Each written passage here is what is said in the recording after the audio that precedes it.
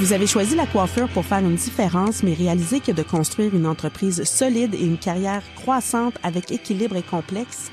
Que vous ayez déjà réussi ou cherché à améliorer votre qualité de vie tout en apportant une valeur durable à votre entreprise, les compétences techniques ne suffisent pas. Pour une carrière et une entreprise prospères, il faut aussi de solides compétences en gestion et une stratégie efficace. C'est ici que le podcast Style et stratégie par moi-même, Marie-Ève Medza, entre en jeu.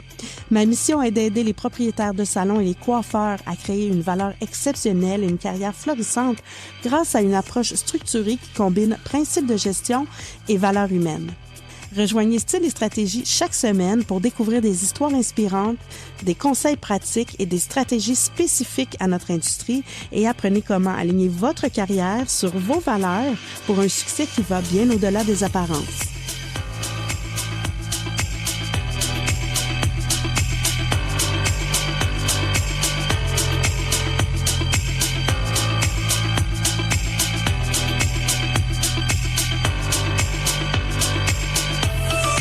Bonjour, bienvenue à Style et stratégie. Je suis Marie-Ève Medza. Ça me fait plaisir que vous m'écoutiez aujourd'hui. J'espère que si vous avez écouté les 2 derniers épisodes, vous êtes en mode analyse, réflexion et que ça commence à susciter quelques mouvements à l'intérieur de vous pour que vous puissiez commencer à poser des actions ou au moins être à l'affût des éventuels signes que ça peut commencer à mal aller pour éviter ça, justement. Donc, aujourd'hui, je vous parle des 5 piliers du succès en affaires, selon moi. Donc, j'offre une formation qui s'appelle Culture et Leadership. Ça va être la 2e fois au mois de mars 2024 que je vais la donner. Et c'est basé vraiment sur ces 5 piliers-là. Donc, aujourd'hui, je vais vous les résumer pour que vous ayez une vue d'ensemble. Mais d'où ça vient? Comme je vous ai déjà dit, je viens d'une famille où mon père était gestionnaire dans une grande entreprise et j'avais vraiment les rôles d'une entreprise en tête. Donc, quand on part un salon de coiffeur, on part une entreprise. Il faudrait presque arrêter de dire « je vais partir un salon de coiffeur ». Il faudrait dire « je me pars une PME ». Et comme dans toute entreprise, il y a 6 rôles clés et l'erreur que tout le monde fait, c'est de se dire qu'en tant que propriétaire, on va être capable de remplir ces 6 rôles-là à nous autres tout seuls. Alors, c'est là qu'on devient complètement à bout de souffle, on devient fatigué et donc, faut se poser pas mal de questions. Mais j'y vais tout de suite avec les 6 rôles clés. Donc, premièrement, on va avoir le directeur général ou le président, généralement, qui va prendre les décisions finales pour l'entreprise parce qu'il y a une vision d'ensemble. Ensuite, on va avoir le directeur des finances qui va s'occuper de la comptabilité, des projections financières, des budgets, de tout ça. On va avoir un directeur des opérations qui va être sur le plancher quotidiennement pour voir à ce que tout se passe bien, que tout le monde fasse bien son travail, que les standards sont respectés, que la clientèle est bien répondue. Donc, directeur des opérations. Ensuite, on va avoir le directeur du marketing, celui qui va s'occuper des promotions, de faire connaître l'entreprise, de l'image de marque, tout ça. Ensuite, on va avoir souvent des chefs d'équipe, donc des gens qui vont venir directement, là, qui vont répondre directement des directeurs, oui. Finalement, on va avoir les talents, donc les gens qui sont sur le terrain et qui soit offrent le service ou vendent le produit qu'on a à vendre. Donc, dans notre cas, ça va être les talents, ça va être les coiffeurs ou les esthéticiennes, les assistants, les réceptionnistes, ça va être toute notre équipe. Alors, qu'est-ce qu'on fait quand on est propriétaire de salon? Bien, on se dit, moi, je vais être le talent 5 jours par semaine, mais en plus de ça, bien, comme je n'ai pas d'argent, bien, je vais faire le chef d'équipe, le directeur marketing, le directeur des opérations, le directeur des finances, puis le président, le directeur général. Il y a quelque chose qui ne marche pas, là. Il n'y a personne qui va faire ça dans la vie. N'importe qui mourrait au bout de son sang. Il faut donc trouver des façons et se poser la question, qu'est-ce que vous préférez faire, vraiment? Puis, continuez dans ce que vous préférez faire, mais déléguer, il ne faut pas laisser tomber les autres tâches. Puis c'est ça qui arrive, c'est qu'on ne peut pas être bon dans chacun de ces 6 rôles clés-là et on ne peut pas les faire à temps plein chacun. Alors, vous avez, mes propriétaires, vous avez besoin d'aide, vous avez besoin de gens de confiance, vous avez besoin de support. Donc, quand je pars de ça, je regarde et j'arrive à mettre ça sous 5 piliers essentiels pour faire en sorte de réussir comme entreprise. Donc, le pilier numéro 1, c'est les fondations. Ça, c'est la partie le fun. Quand on se part en affaires, là, on se dit « Ah oui, moi, mon salon, là, il va être comme ça, puis là, la musique qui va jouer, ça va être ça, puis l'image, ça va être comme ça, puis les murs vont être de telle couleur, puis là, on va être une super équipe, puis on va s'entraider. » Puis là, vous vous imaginez votre salon de rêve et c'est la partie qui est vraiment, vraiment intéressante. De ça va souvent découler la culture. La culture, ça va être tout l'écosystème de l'équipe, alors tout ce qui va composer l'équipe, mais qui va aussi venir influencer d'une façon ou d'une autre. Ça va être l'historique de l'entreprise. Et si c'est une nouvelle entreprise, mais ça va être l'histoire de chacun de vous, des personnes qui composent l'équipe, qui va venir comme créer cette culture-là. C'est très intangible, la culture. Il faut vraiment le vivre pour comprendre et être capable de la décrire, mais c'est quelque chose qui se bâtit au fil du temps et avec les personnes qui composent votre équipe. Vous ne pouvez pas arriver et dire, ben voici, moi chez nous, ma culture, c'est telle chose. Vous pouvez le dire, mais ça n'arrivera pas. Ça va arriver en donnant l'exemple, en influençant positivement les gens vers la direction que vous voulez que votre entreprise prenne. Et c'est là que c'est difficile. Il faut que vous ayez une vision, une mission puis des valeurs qui soient claires. J'espère que vous pensez puis que naturellement, ça vous vient, la mission, la vision, les valeurs de votre entreprise. C'est important. Ça va être là qu'on va définir les standards de l'entreprise, l'image, le modèle d'affaires, toute l'approche marketing qu'on veut avoir. Ça va être dans les fondations. Ensuite de ça, il y a les finances. Les finances, c'est une petite bête noire souvent, mais moi, je trouve ça vraiment intéressant et je compare ça un peu à la permanente. Vous allez comprendre pourquoi. Parce que souvent, quand on est coiffeur, moi, ce que j'entends souvent, c'est que les coiffeurs ne veulent pas faire de permanente ou de coiffure haute. On peut le dire un ou l'autre. Et parfois, c'est pas tant parce qu'ils n'aiment pas ça, c'est parce qu'ils ne savent pas comment faire. Alors, si on prenait le temps de leur montrer comme il faut, ils pourraient se pratiquer puis développer des aptitudes puis finalement aimer vraiment beaucoup ça. Mais comme on passe pas beaucoup de temps à l'école à faire ça puis c'est pas ce qui nous est demandé quotidiennement là, de façon régulière au salon, ben on n'aime pas ça faire des permanentes puis on n'aime pas ça faire des coiffures hautes. Mais dans le fond, c'est parce qu'on sait pas comment. C'est un petit peu la même chose avec les finances. Quand on se lance en affaires, qu'on est un coiffeur de formation, ben plus souvent qu'autrement, les finances, c'est pas notre tasse de thé. Mais je vous dirais que c'est très, très intéressant. Moi, j'adore ça, mais il faut connaître, il faut comprendre un petit peu. Donc, dans les finances, il va y avoir faire des budgets pour chaque dépense que vous avez à faire. Vous savez que les 2 dépenses principales sont les salaires et les produits. Donc, il faut que vous ayez un budget pour ça et que vous vous y teniez. Sinon, ça va tout débalancer. Être capable de faire des prévisions financières basées sur l'historique du salon. Puis si vous n'avez pas d'historique, il faut être capable de faire quand même des prévisions pour que vous sachiez un petit peu où vous en allez puis que vous ne soyez pas là à croiser vos doigts, que tout se passe bien. Ça ne marche pas vraiment comme ça là, en affaires.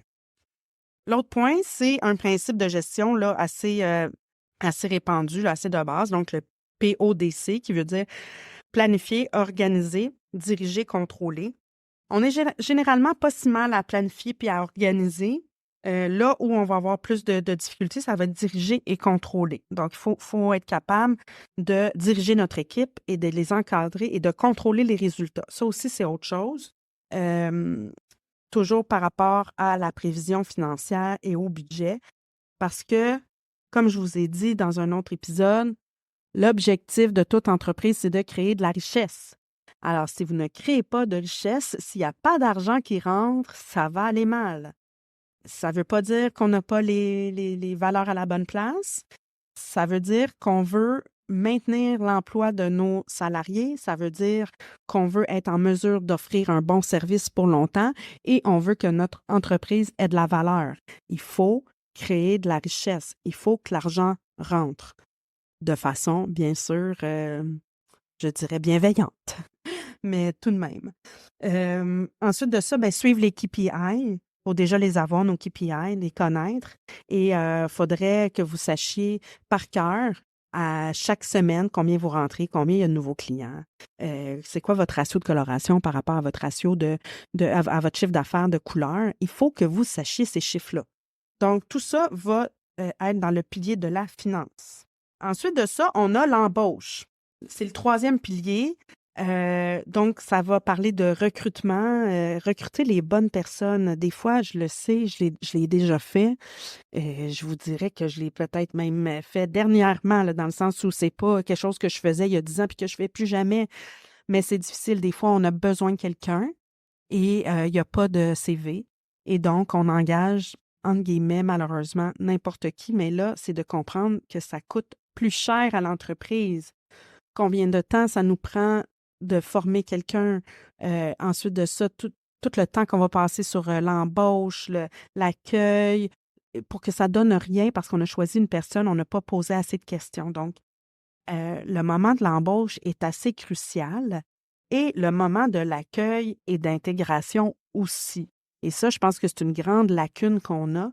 Il faut travailler l'accueil et l'intégration. Ça ne peut pas être 2 heures, merci, bonsoir. Ça doit être sur une période plus longue que ça, où on doit s'assurer que la personne, elle est bien, elle se sente bien, elle est bien accueillie, elle a bien saisi aussi ce qu'on s'attendait d'elle. C'est toutes des choses qu'on voit dans la formation de culture et leadership. Il faut vraiment être capable de voir et d'analyser les compétences techniques, mais aussi que ce soit en harmonie de la culture, de notre culture, c'est très important. Puis l'engagement envers les objectifs de l'entreprise. Donc, il faut nommer à notre équipe les objectifs de l'entreprise. Mais pour ça, il faut les savoir nous-mêmes. Où est-ce que vous allez? C'est quoi la prochaine étape? Il faut que vous le sachiez pour être en mesure de le partager. Parce que s'ils ne savent pas où vous voulez aller, ça va être très difficile de les faire suivre. Numéro 4, l'évaluation. Donc, les objectifs, le rendement, la performance. Donc, il faut fixer des objectifs clairs pour le personnel. Il faut évaluer leur rendement et leur performance.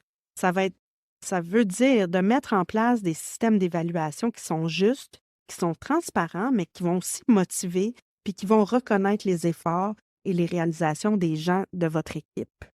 Pour ça, il faut parfois se baser, oui, sur les chiffres, sur les compétences techniques, un mix des deux. Vous pouvez avoir aussi sous forme de concours à l'interne, mais il faut qu'il y ait des moments où vous vous asseyez avec vos employés pour donner votre feedback. Ils attendent ça de vous et vous devriez avoir envie de le faire pour vous assurer qu'on s'en va tous dans la même direction, qu'on suive tous le même objectif. C'est très important. Donc, il faut avoir une période d'évaluation, peu importe pas peu importe, mais il y a plusieurs façons que ça peut prendre cette évaluation-là selon le type de salon, mais il faut avoir des critères pour que les gens sachent ce qui est attendu d'eux. Le numéro 5, c'est le leadership. Le leadership, c'est quelque chose qui s'apprend. C'est quelque chose qui se transmet aussi. C'est quelque chose qu'on développe et qu'on pratique. Donc, il faut se mettre des mini-objectifs, développer son leadership. Je pourrais vous dire que je ne suis pas du tout la même personne qu'il y a 17 ans au niveau de mon approche avec mon équipe. Il y a plusieurs styles de leadership. Il faut que vous trouviez le vôtre. Et il faudrait qu'il soit idéalement moderne, là, c'est-à-dire que, tu sais, le leadership de la carotte et du bâton, ça ne marche plus vraiment en 2024, là. Il faut avoir un leadership qui soit plus transformationnel, plus conscient, plus basé sur l'humain. Mais on va arriver quand même à pouvoir influencer les gens en ayant comme objectif de vraiment les aider à se bâtir des belles carrières. Donc, le leadership, c'est quelque chose qui est nécessaire. Il faut qu'il y ait un leader dans la place et que ce soit vous comme propriétaire ou quelqu'un d'autre qui est là à temps plein. Il faut qu'il y ait quelqu'un qui soit capable de diriger l'équipe, de partager les valeurs de l'entreprise, qui soit capable d'inspirer et de guider les gens. Et on a besoin de ça comme Tout le monde a besoin de ça. Même les leaders ont besoin d'autres leaders pour les inspirer, pour aller plus loin. Ils ont besoin de connaissances. On a toujours besoin d'apprendre puis d'aller un petit peu plus loin. Mais si vous avez décidé d'être propriétaire de salon ou même d'avoir un poste comme gérant ou gérante dans un salon, bien, vous avez le devoir de développer votre leadership. C'est une nécessité. Sur ce, je vous rappelle les 5 piliers. Donc, les fondations, les finances, l'embauche, l'évaluation et le leadership. Donc, ce sont 5 points importants et dans chacun des prochains épisodes, je vais vous faire un survol relativement rapide, un petit peu plus approfondi des 5 piliers pour que vous puissiez avoir envie de venir participer à la formation de culture et leadership que je vais donner au mois de mars et que je redonnerai éventuellement. Mais ce sont vraiment des points cruciaux et vraiment, des fois, ça va allumer 1, 2, 3 petites lumières, des choses qu'on n'avait pas vues, puis on peut pas... on peut pas blâmer les propriétaires de salon si personne ne vous l'a jamais dit, si vous ne savez, on ne sait pas ce qu'on ne sait pas. Donc, mais c'est d'être assez ouvert d'esprit pour se dire, ben j'ai envie de l'apprendre. Puis oui, ça fait chose à mettre en place parfois, mais une étape à la fois, on va y arriver, puis on va arriver à donner de la valeur à notre entreprise. Donc, je vous invite encore une fois à venir me suivre sur Instagram à Marie-Meds ou aller voir mes articles de blog sur mon site web, donc marimedsstratège.com. Et je vous dis à la semaine prochaine. Dans le prochain épisode, on va aller un petit peu plus en profondeur dans les fondations. Merci beaucoup. Bonne semaine!